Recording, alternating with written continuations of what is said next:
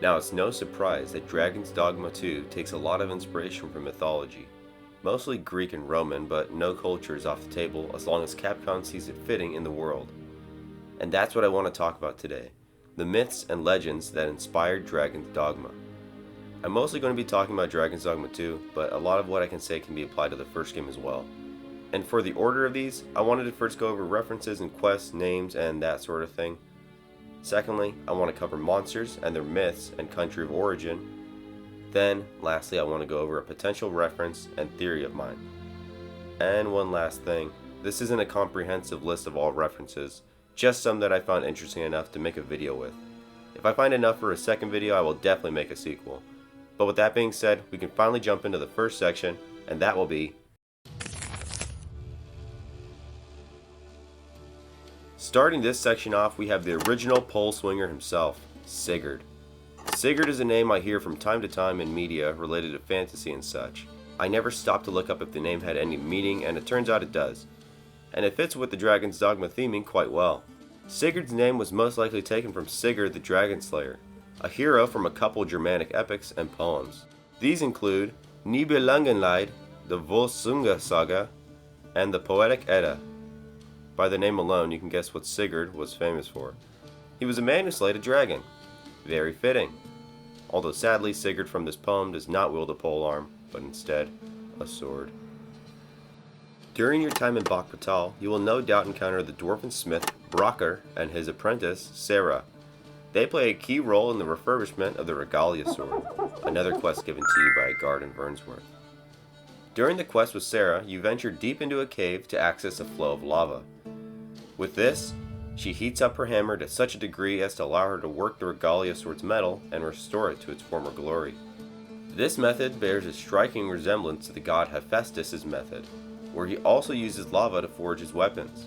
Not only that, but one of the things Hephaestus is associated with is volcanoes. And where does this take place?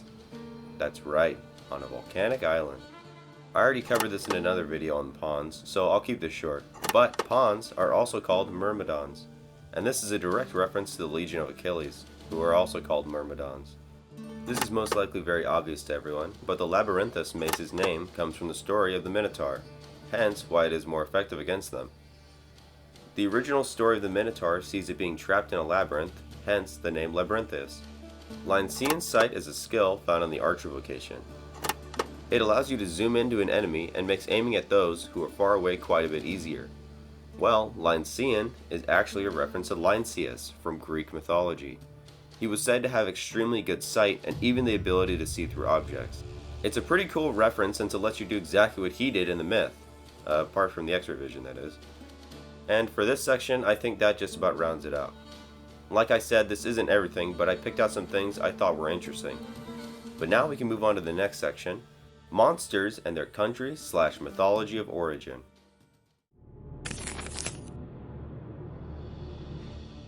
First off, I want to list some monsters that I will not be covering, as they don't have an interesting enough origin or are found in multiple countries' mythologies. Basically, these are going to be the basic monsters and animal enemies, as well as their variants, but I'm just going to list the basic version. And they are as follows: zombies, phantoms, skeletons, wolves, leapworms, slimes, saurians, the dragons, and the purgeners. So that should be all the monsters that don't have roots in mythology, or at least solid roots. These are all basic RPG enemy types really, so I don't think that they have as strong a mythology ties as the rest. Not to say they don't have any, obviously dragons are in a lot of countries, but let's get into the rest. I'm going to give a short description of their myth of origin and sort them on screen to their country of origin. Most of them are Greek, but it will be cool learning some monsters' origins that you may not know. Medusa in mythology was a powerful Gorgon, although she actually is the only mortal Gorgon, which allowed Perseus to kill her. The way she responds in Dragon's Dogma would say otherwise though. And related to Medusa is the asp. The asp in mythology was the first snake to be born from Medusa's blood, extremely toxic and possessing the most poison out of all snakes, and that's how the asp got its name. The offspring of Pasiphae and a bull, who was later locked away in the aforementioned labyrinth. Griffins can either be of Greek or Egyptian origin, but Griffin is the Greek name, so I'm putting them in the Greek category. Griffins can be seen as guardians of truth and mysteries apparently. large giant-like creatures with a single eye. In myth, they helped Zeus defeat the Titans. A large bird with the face and upper body of a woman.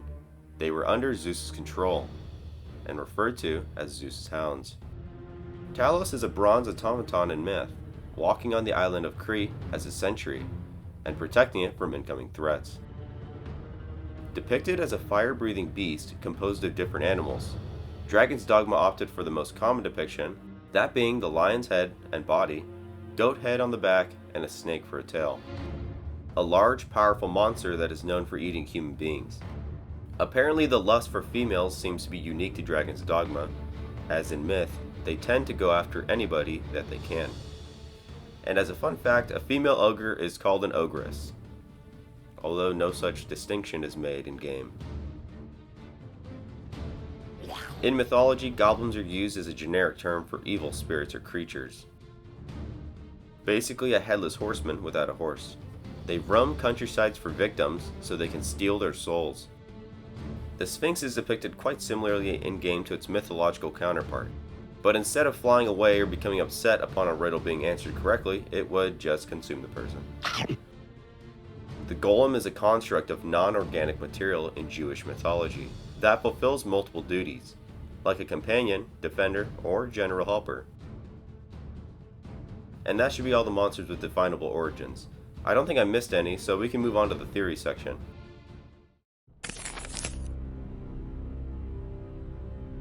Have you ever looked up at the night sky in Dragon's Dogma 2 and seen something that doesn't quite fit in? It's not easy to notice because of how it blends in, and on top of that, few venture out at night in the first place. But when you notice it, you question its inclusion. That thing, or should I say those things, are these blue stars. To most, they seem inconsequential, but after discovering them, I had to look deeper.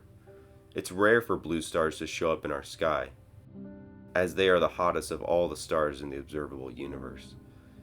But they're even rarer to show up in skyboxes for most games. But after countless searches, I finally came up with a solid connection that I think could be an inspiration for the star.